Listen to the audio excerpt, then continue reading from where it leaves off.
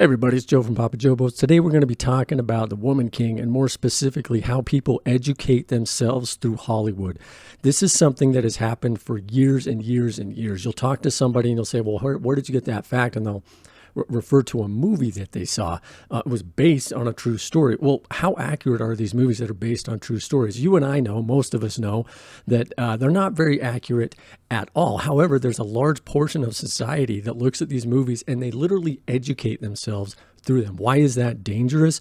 Well, for obvious reasons. There's just too much activism in it. There's cultural Marxism and intersectional feminism. All that stuff is injected into these movies, and it's meant to be propaganda for you. The Woman King is a perfect example of that. So in this show, it's about, I didn't watch it, but I know it's about a woman who becomes a king. Anyway, when you read about the actual tribe and what they did, they were villains. They were horrible human beings. There's a lot of talk about why they were a whole woman tribe. Well, it's because all their men went out, and when they were out trying to kill and murder and expand their empire and get slaves for themselves, they ended up dying. And so they had to get women to get into the role of warrior, and they were vicious, man. They were ruthless. They used to come home with dried heads and the bits of men after they were done with them. The show that the woman that the movie is based on, she didn't exist, but it's very loosely based on this other girl. They think it is anyway, of this girl who walked over to a captive. She had never killed anyone before. She takes her sword, hacks at him 3 times, chops his head off, and then licks his blood off her knife. That's the shining example of the woman king and a warrior who was just built on integrity. No, they weren't. They were horrible slave traders. They traded more in slavery than most other countries. Now, the history of slavery is one that you should all know by now. I mean, Bill Maher of all people, getting unwoke and actually speaking the truth to things. What his little bit on slavery and how it's existed in every last facet of society, every race, every culture, is one of the best videos you're going to watch. And completely, it's not even about agreeing with it. I was going to say I completely agree with it, but it's completely factual. That's what happened. White people enslaved white people, blacks, Asians. It's just a horrible bit of history that we have to look back on and learn from, right? We don't want to keep doing it. However, did you know that in modern day society, there were over 40 million slaves? That's more slaves than existed back in the 19th century, according to some. And that's astounding. That's happening right now. So slavery is obviously awful. We don't like it, but it existed everywhere. And to say that,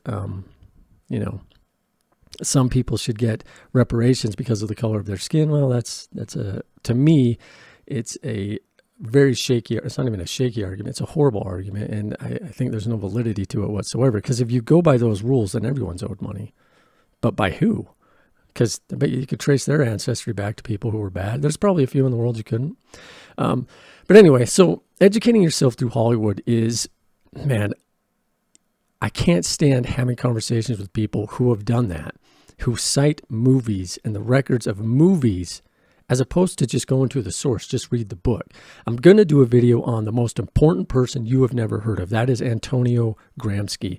And if people would just read his own words, go right to the source, just him, you would know exactly what he thinks and exactly how the plans that he made for subverting Western society are actually coming to fruition. Now, all I can tell you is that you should not ever educate yourself through Hollywood. You see a movie that says based on a true story, don't even take it with a grain of salt. Just go, yeah, that's not true, and go get the actual facts. I don't care what it is. I don't care how deeply emotionally moving it is. It doesn't matter. Facts. Unfortunately, I think Ben Shapiro said it best. I think it was him that said it. Don't care about your feelings. Get the facts so that you can actually have a feeling that makes sense. There are some things to absolutely be outraged out about there, but not something that comes through a movie that is so historically inaccurate as to be 90 to 99% off. It's bizarre, like the Amityville Horror. I mean, do you think that was all historically accurate? No, it wasn't. There's so many movies out there that just keep saying that over and over. The Mothman prophecies. You know, Hollywood's role is to entertain and embellish. I would encourage you, please do not educate yourself through Hollywood. Pick up a dang book and make sure you're using different search engines too, because Google likes to scrub things. They won't show you everything. So I use a Results Hunter and DuckDuckGo, and I'll use Google too. Anything I can do to get the proper information and get educated. I also go to this place called a library. Yeah, might want to start going to those. Anyway, tell me what you think about education through Hollywood. Really how ridiculous it is. Really give me your opinion on it. I want to hear about it down below.